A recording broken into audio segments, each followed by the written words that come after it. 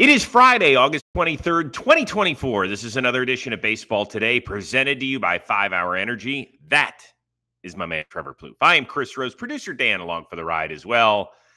Man, oh man, we're inching closer to September. We got a big baseball weekend ahead of us. Football's right around the corner. I can't take it, dude. A lot of sports. I know you are just foaming at the mouth. All these sports. Mentioned something really cool that you're about to do. I'm very excited for you. Yeah, man, it's getting to that time of year where all the sports are going to start to interconnect. And really, for what we're talking about, it's the playoff race, baby. You ain't kidding. We start off with a tip of the cap, even though I'm not wearing a cap today because I already showered and did my hair, and I look remarkably average. Ernie Clement. Did you see his home run on Thursday? He hit a pitch out that was 4.6 feet off the ground. That is the second highest since they've been measuring this stuff back in 2008. How the heck does somebody do that? I don't really know. And even after the game, he goes, I should probably not swing at pitches like that. At first I was like, okay, I've seen Ernie Clement play. And, sometimes you can't tell how tall people are. And I have that theory that short guys hit the high ball much better, which I think has been proven. So I went, and I was like, okay, how tall is Ernie Clement? And then it said 6 foot. But as I'm watching this video, I think if you're listed at 6 foot, you're really in the fives, and maybe that's helped them a little bit. So yeah, he hit a bunch of homers. I think he's got 3 in the last couple days. So go Ernie Clement. He's had a good year, and I think they've had 7 balls that have been hit like that height off of the ground since they've been measuring it in 2008, and he's got 2 of them. So good for you, Ernie Clement. Keep doing your thing. All right, we're going to get it going with Seattle, which starts a weekend set against the San Francisco Giants, 5.5 back in the West, and with a brand new manager. Scott Servais fired on Thursday. He's been replaced by former Mariners catcher Dan Wilson, who has never been a manager. He has never held a spot on a coaching staff. In fact, he has been working as a minor league coordinator. Also gone in Seattle is their hitting coach, Jared DeHart. Meanwhile, the president of baseball ops, Jerry Dipoto, is sticking around at least for the time being. Are you good with this decision? I don't know. I mean, something had to happen here. The Mariners have been a massive disappointment, going from 10 games up in the division to whatever they are now, like 5.5 back in the division in the blink of an eye. We know what the problem's been. The problem has not been addressed. So, firing the manager, okay, that stirs up. You get a new voice and all these things that they always say about a manager. Okay, great. This is the second offensive coordinator, or AKA hitting coach, that you fired this year. So, I mean, I get that has to happen too. But the guy putting the roster together has just not provided the team with offense. And the guys he's brought in, sure, hey, Jorge Polanco, I like him as a player. Is he going to move the needle completely for your team offensively? No, I don't think so. Mitch Garver hasn't been able to do that as well. Randy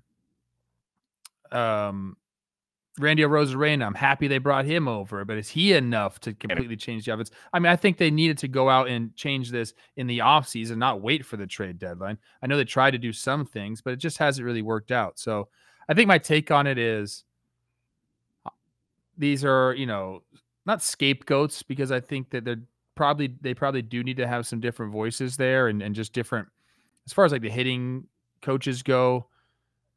You have to have the players, but you also, maybe someone can have a different philosophy and get in guys' heads and different keywords, and just something has to happen, because that can be the case with the hitting coaches. I just think it's a weird time. Why, with 6 weeks left, are we firing? Why didn't we do that when the slide started?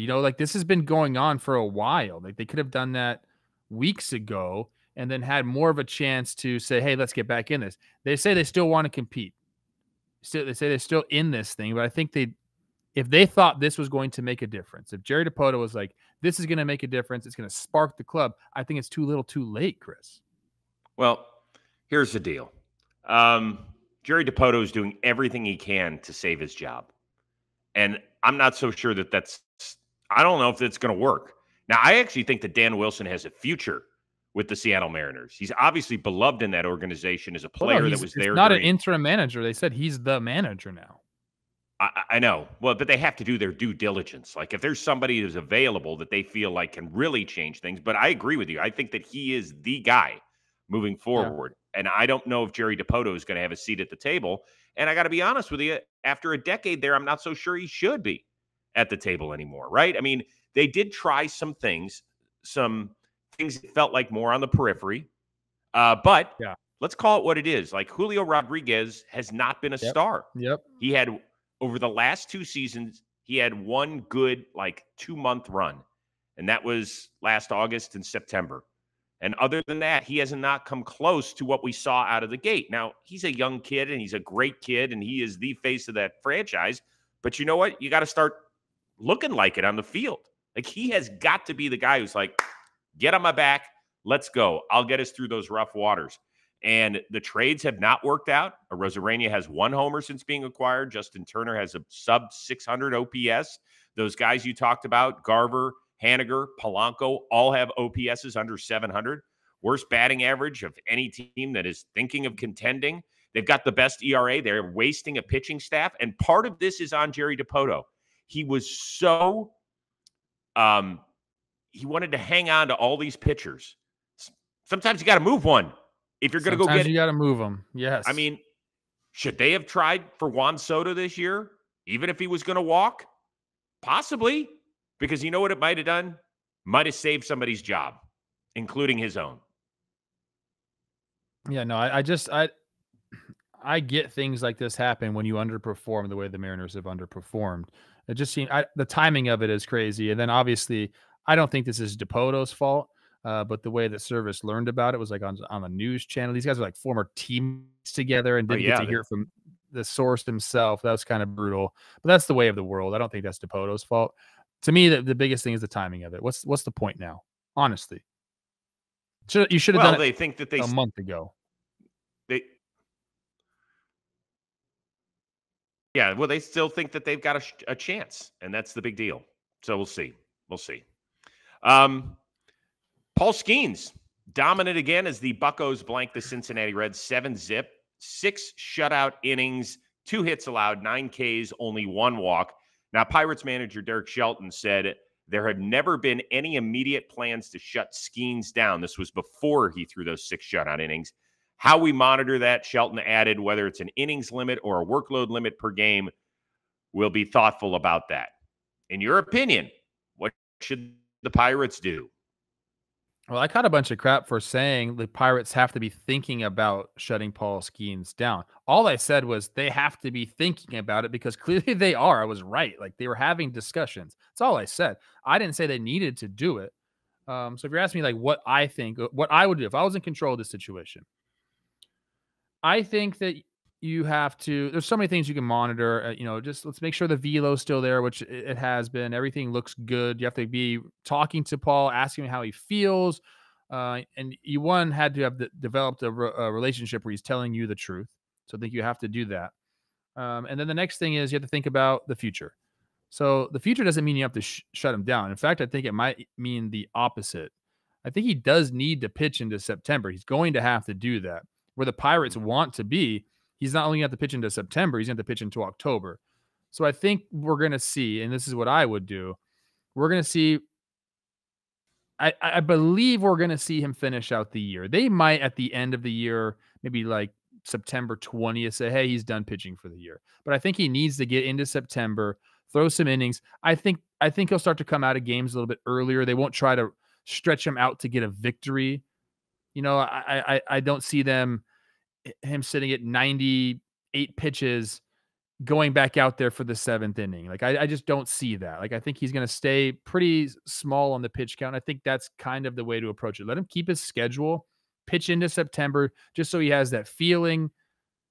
And then I wouldn't mind at the end of the year being like, okay, last 2 starts, let's just call it. Maybe you throw some simulated games, throw a bullpen or something like that, but let's keep it controlled. And that's what I would do. I'm in a similar boat to you. He's at over 130 innings pitched now combined between the major league level and the minor league level this year. I would say probably shoot for somewhere around 150 and feel good about it and just say we made it through. He learned a ton. He had an awesome year. So that would probably put him at the middle of September if he makes, 3 more starts or what have you. And the Pirates, they gave it a go. They made a little bit of a move at the deadline. They tried, and they just, not to be too cliche and everything, but their ship sunk. It did. They're 13 out in the division. They're 8 out in the wild card. It's not happening this year. Hopefully they can build on that pitching staff, get Jared Jones back, feel good about Mitch Keller, start spending some money on the offensive side of the ball wisely. Try and develop some guys, pray that Henry Davis turns into something, have O'Neal Cruz continue to develop. And then all of a sudden we were talking about filling a beautiful stadium, for more reasons than just Paul Skenes is pitching tonight. But yeah, I mean, I would do that and I'd be perfectly fine with it. The one thing I would say, do you know who they play the last weekend of the year? I don't. They are at the Yankees. How much fun would it be if, like, the Yankees were still jockeying with the Orioles for first place in the division and it was a meaningful weekend series, and here comes Paul Skenes against the best 2-3 combo that we have seen in a long time in Soto and Judge. Yes, we got a taste of it at the All-Star game this year, but when we're talking about meaning something, that would be fun to see. It'd be fun to see. I really have this feeling that he won't be pitching at the end of the year. I think he'll pitch into September. And then last thing on this, I know we've talked about it. How silly is it that he didn't start the year in Pittsburgh? They have to be kicking themselves. He's going to get no. He's going to pass the service time thing. Mm-hmm. So unless they shut him down, he's going to pass the service time. He's going to get a year in. So they won't have the extra control, but they're going to miss out on, the draft pick they could have had. He's going to finish first or second in the Rookie of the Year voting. Well, don't you get, if you finish second and third, don't you get some sort of international something? I think he has to be up at the beginning of the year to get that. Oh, okay. Yeah, and he wasn't up at the beginning of the year. He was not up at the beginning of the year, is accurate. He had to work on his PFDs. Yes, he did. And thank God, because he's the best fielding pitcher I've ever seen. That's when I think Paul Skenes, I think about the way that he gets off the mound to cover a bunt. I don't get it. That's what it is. Speaking of which, you know what we all need to get more of? Off our ass. With bold flavors and refreshing citrus kick, Mountain Dew will get you off your ass and feel like you're on an actual mountain. A mountain where the weather is always perfect. Your friends are ready to hang, and a day of epic proportions awaits, right? Just look outside when you're done watching this show and think of all the great things you could be doing. Something that'll be competitive and interesting and have you breathe in that fresh air, whether it's fishing or pickup football. You could throw the Frisbee around. You could have a longest throw contest. You could have a longest drive contest. Heck, if you got a monitor outside and you like throwing on a gamer headset, you could play video games. You could do kickball with Kickball Dad. You could do Frisbee golf. You could golf with Matthew Stafford if he's in your phone. You could play wiffle ball. You could do pickleball. Whatever it is, you need a little extra kick. And so the mountain is calling. And you should answer. So grab your friends, grab an ice-cold Mountain Dew wherever refreshing beverages are sold. Listen, I got 3 words for you. Do the do. We continue on. The O's continue to wallow in mediocrity as of late. They lost 6-0 to Houston on Thursday. This came just hours after they sent down Trevor Rogers, whom they picked up at the trade deadline. The O's are now game back in the East, but still hang on to that top wildcard spot in the American League. Scale of 1 to 10, Trevor Plouffe, how worried are you about the Baltimore Orioles? Scale of 1 to 10. Let me answer your question just right out the bat. Scale of 1 to 10, I'm kind of like at a 7. Ooh. Like I am worried. Like the back end of the bullpen in general just has been really bad. Initially, Sir Anthony comes over. He looks like this could be the answer in the back. Then he's run into some trouble. We saw him give the 2 walk-off homers against the Mets. Kimbrel's not doing anything back there. So they have to figure out like that portion of the game, which we know in today's game is in any era, it's so important to be able to lock down those games. They don't really have that right now. The starting pitching is, I don't know what you can say about it. There's a lot of teams dealing with injuries around their starting pitching. So I guess like compared to other teams, you could say they're around similar, but they're dealing with starting pitching injuries and they need to get these guys back. As of right now, the rotation scares me a little bit. There's no doubt about it. And then you talk about Adley Rutschman and how much he's been struggling, and there just isn't a lot to like about the Orioles right now, except for their record. Like their overall record is still good, but that's because they started off so hot. So like I'm Chris, I'm a little bit worried about them. Like they're 1.5 games back of the Yankees, which I believe is like the farthest they've been back since June or something like that. They're only a few games ahead of the Twins and the Royals. Like they might end up having to not host a wild card spot. Like this is it's troublesome. If you're in Baltimore and you're a Baltimore fan right now, you're worried. It's interesting. Two teams that have been miles ahead. Now, the Orioles and Yankees have kind of been neck and neck for most of the year in terms of that division, right? I mean, the Yankees obviously hit that 6-week, I don't know what you want to call it, where they were on a slip and slide going down the mountain the wrong way. But it wasn't like the Orioles pulled up by 9 games or whatever. I mean, they were always kind of within shouting distance of the Orioles. But the Orioles and the Guardians, I think, are in very similar boats right now. That they're both struggling. They've both been kind of, we're like, oh, yeah, we'll see him in October. And now you look and you're like, well, hold on. There's like 5 weeks to go. And neither of those teams are locks. Not only, forget about the division, talking about even just making the playoffs. Like those two teams could possibly slip out. Now, a team like Boston would have to get remarkably hot in order for one of those two teams. But since we are focused on the Orioles in this question, I was deciding between 5 or 6. So my eyes kind of, did this when you said 7. Their trade deadline is borderline disastrous. Yeah. Right? Eflin pitched great, but he ended up on the injured list. The good news is they think that once he's eligible to come off, he'll be okay at the beginning of September. Rogers shipped down. And there were people who were looking at that with a skeptical eye anyway. The guys in the bullpen, Sir Anthony, 3 of 6 in save opportunities. That's not good enough. That's not going to make you forget about Craig Kimbrell and his struggles. And Soto has been horrific, an ERA over 15. Not good. And it's not like they can go back to Kimbrell. His ERA in July was 6.5, and in August it's nearly 8. Good luck figuring that out down the stretch. We'll see. Yep. All right, a couple of interesting transactions in Southern California on Thursday. The Angels extended GM Perry Minasian, while the Dodgers DFA'd very popular outfielder Jason Heyward. Which move surprised you more? Neither of these moves surprised me. I know the Angels really believe in Perry and like his vision for the team. I think he's got some leash there. He's got some run there. They really weren't supposed to be good this year. They're not good. They're going to end up finishing below the A's. So that really didn't surprise me, just knowing kind of the situation there. And then also, I don't really think the Jason Heyward news surprised me either, just because of like who the Dodgers acquired at the trade deadline and the guys that are coming back. Mookie Betts moving to the outfield, obviously cut into, whatever playing time that he was having. You got Tommy Edman that can play outfield. You got Kike that can play outfield. You bring over Kiermaier, who's playing center field. Like there just wasn't space for him. And then Chris Taylor comes back. They need a roster move, and they've had to do this a couple times now with like pretty good players. There's not enough spots in the roster. So, he's had that great last swing with the Dodgers, the homer there, and he definitely wasn't like a bad player for them. I think it was more just a roster crunch decision. So neither of these really surprised me, Chris.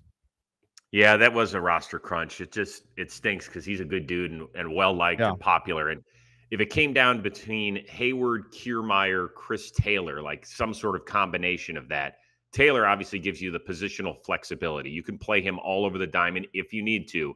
And, they're happy that Max Muncy's back, but who knows? Like in a second, somebody can go down in that infield. Yes. And so you need somebody that can be there. So then it comes down to Kiermaier and Heyward.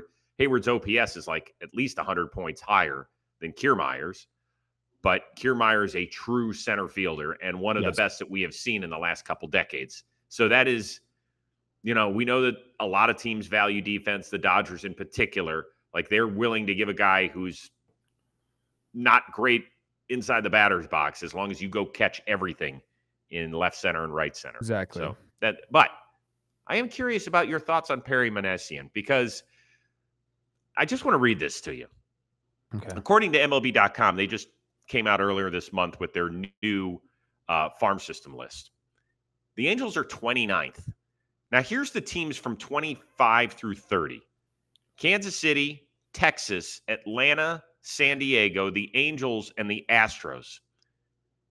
Those other teams have either won a World Series in the last 3 or 4 seasons or are contending right now.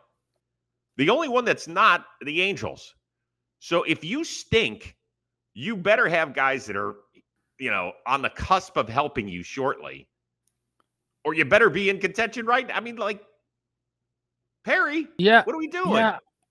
Look, I'm not saying like I love everything the guy's done. He has brought some people up rather quickly out of those rankings. You can talk about Shawnuel. You can talk about Neto. Obviously, Ohapi was a young guy, and he's done well. So they do have some players there at the big league level that have graduated out of their farm system, if you will. But I've heard that he's got a great relationship with ownership, and I just feel like he's going to have a longer leash. And I think they've planned on not competing, especially after Shohei leaves. Yeah. Well, listen, this Christian Moore kid who's already starting to shoot through their system, isn't he already a AA after just getting drafted in the middle of July? They've been moving dudes. Ben Joyce is, I guess, a success story from them as well. Yes, they do. And I'm not saying they don't. They do have some success stories, and the Ohapi trade is going to go down as, a huge one for them in terms of check mark for Perry. And I hope that all works out. It just, I don't know. Once again, I'm not here to pick on the Angels fans. They've had enough of that over the years. Yes. So there you go. All right, I want to tell you a little bit about 5-Hour Energy Sweepstakes. You want to be a tailgate champion? Do you want to win $10,000 for the ultimate football tailgate? Well, enter the 5-Hour Energy Tailgate Championship Sweepstakes, and you could have a chance to win $10,000 toward your tailgate. You can find out more at the number 5hewin.com. So it's very simple. We talked to you a little bit about 5-Hour Energy earlier in the show. It is quick. It is simple. It is effective. You drink it in seconds. You'll feel it in minutes. And it lasts for hours. Told you, 0 sugar. It is also packed with B vitamins and amino acids, so it provides a feeling of alertness and energy. So if you're dragging a little bit, I don't know, had a little bit too much fun earlier in the week, and you're like, God, how do I make it through? You pound one of these bad boys, you're going to be like, woohoo! Let's finish up that day in style. It's also available in a wide range of great flavors. So 5-Hour Energy shots, they're portable, they're convenient. They go with you for that feeling of energy whenever you're a little bit down in the dumps. So learn more at 5hewin.com. There's no purchase necessary. This ends on Halloween. That's October 31st, 2024. See full official rules for details and how to enter without purchase at 5hewin.com. Shop now at 5hourenergy.com to find your favorite flavors as well. And with that being said, it is time right now for our 5-Hour Energy question of the week. Really good job by everybody out there, but Dave Hammond kind of piqued our interest a little bit. He said with today's managers more so being just a figurehead for the team, if we were to eliminate the manager position and replace it with a player manager, who in MLB do you think would be the top options? Name one catcher and one position player / pitcher. So why don't we each go with the catcher first? Okay, so here's my criteria that I want if I'm hiring a manager. I want somebody that's played, that is most likely bilingual. Because one of the guy that I'm about to say, I'm not sure if he is, but I feel like he is. Hold on. By the way, I want to interrupt you. He's got to be an active player right now. Yeah, You're good with that. Okay. I know. Okay, good. Yeah. All right. Come on, bro. I can read. Okay. So look, I want you to have some success as a player. I want you to have been on winning teams, and I want you to be bilingual, or at least I think you're bilingual. I'm just going to say yes for now. Those are my that's my criteria right there, right? Okay. So for catcher, I am going to go with Travis d'Arnaud. A guy that's played, let's see, he's already got 10 years in the show, so 11 years after this. He won the World Series in 2021. He's been an All-Star, won a Silver Slugger, so he has like the credentials. People listen to you when you have those credentials. Been to the playoffs, understands what it takes. I gotta imagine most catchers become bilingual. That's why I'm saying this. Like I gotta imagine he speaks enough Spanish. That's what I want. So yeah, I think he's a good one. There were some other guys, some funny ones. I think I know where you're going to go with this. There's a couple that are really easy, and after you're done, we'll talk about them. But I think Travis d'Arnaud is a good one that is kind of off the radar a little bit. So I think you have a feeling about my choices because I think I've got two guys in the Rose rotation stable who could be managers very quickly. So I'm not going to go the easy route. Okay, so you didn't go Hedges. Great. I didn't want to go there either. The other one is a layup. I'm not sure if you're going to take it or not. Probably will. But I won't. But we could talk very quickly about Austin Hedges. Like, okay, if he wants to manage, he will manage. You know, like he is and I think he's learning great from Stephen Vogt because Vogt wasn't as big a character. Like he had a huge personality when he played, but he wasn't as goofy as Hedges is. Hedges is like Vogt wasn't, you know. He's pretty goofy, bro. He is goofy. He does. Listen, I was there the day he unveiled the NBA ref outfit on national TV. That was on Intentional Talk. So, yes, but he also kind of knew when to hone it in. And I think that Hedges is probably like, okay, there are a few times where I have to get a little serious. And I think he'll be a great manager. But that's not who I went with. I think he just signed with the Reds on a minor league deal, and that's Tucker Barnhart. Okay. Yeah. I think he's a dude that gets along with some guys and sees the world. I remember having him on the show, and I was just really impressed with the way he kind of sees the world in front of him from behind home plate. Heard a lot of good things when he was in Cincinnati. The way he kind of moved aside when Stevenson was starting to take over that role. And I think he's got a shot if he wants to do that. As far as the position player pitcher, we can get rid of the pitcher. We're not picking a pitcher. No, heck no. I don't know pitchers running my team. It's disgusting. What are you going to take 4 days off between your managerial duties? I thought you were going to say Sal Perez. I thought you were going to take that layup. Oh, I thought so. I think he's just made too much money. Like me too. That's the thing. Travis d'Arnaud is on the cusp of that, by the way, $53 million in career earnings. But I still think like him and his brother started the facility out here in California. Like I think he really just loves the game. I like him as my answer. Yeah. So Salvi, that's the thing. Guy's got 9 figures. Like what's he going to do? But he also loves baseball a lot. Dude. He does love baseball, and he is a great dude, man. God, he's the best. Yeah. He's the best. All right. So position player. I want to give one like runner-up answer for me. Kyle Farmer, my guy in Minnesota, my guy. He's like expressed wanting to be a manager, and he's kind of like, you know, he'll talk to Rocco about it. They do this every year where Rocco lets them write a couple guys or one guy write the lineup and kind of like manage for the day. And Kyle Farmer's done that. So he wants to do it, and he's been around. He has a lot of respect from people. He's been on winning teams, and he's got a good head for it. I think he's a great pick, but I'm going to go a little different because I also like my managers with a little bit of flair. I want them to be entertaining. So I'm going to go Kike Hernandez. I think, again, kind of checks all my boxes there. You know, he's had a good career. He's played multiple positions. He's been on winning baseball teams, kind of wherever he's went. He's learned under some good managers, and he's bilingual. So I think he just kind of like checks all the boxes for me. Can he keep a straight face long enough to do it? I don't know. A great one. But at least he'd be entertaining, right? This guy would give great post-game interviews, which is kind of all the manager really does, if we're being honest. So another guy from the Rose rotations, Miguel Rojas. Now, he is the guy who Don Mattingly used to give the lineup card to, like on the last day of the season. He's like, go ahead, pick your staff, and you be the manager. I think he did it like 2 or 3 times down there. I'm glad you didn't go those 2 guys. I thought you might have just taken the cop out. Yeah. I mean, he's easy because we've talked about it a bunch on the show. He wants to do that. And so I think he will. I went with Rhys Hoskins. Okay. Now, that one, I think. Got a lot of money, too. He does have a lot of money. He does have a lot of money. He doesn't have Salvi money.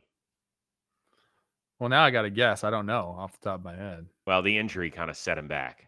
It's got to be in the 60s, I think. Probably. Maybe not. I don't think it's that much. Oh, wow, no. 40s? Well, hold on one second. He signed a 2-year deal with Milwaukee. He's going to get there. He's already made 37, and he's got 36 left. So, yeah, he's going to be above 60. Yeah. 70s. That's the thing. I couldn't take anybody that got to 9 figures like Salvi. I really sat there and thought about it, but Rhys Hoskins is an interesting one. I think that he could be kind of – he's got the media part down. In Philly, when Rob Thompson retires, straight to Rhys Hoskins. Whoa, look out. That's a good – I love the question. Dave, thank you very much for the question. Got us thinking. Hopefully it got you thinking. You could always leave some stuff in the comments section. We are back at it again on Monday. Enjoy your weekend of baseball. There's some good series. Mets taking game 1 of a 4-game setter against the San Diego Padres. I'm sure we'll be breaking that one down. We'll see how Dan Wilson does in his managerial debut up there in Seattle.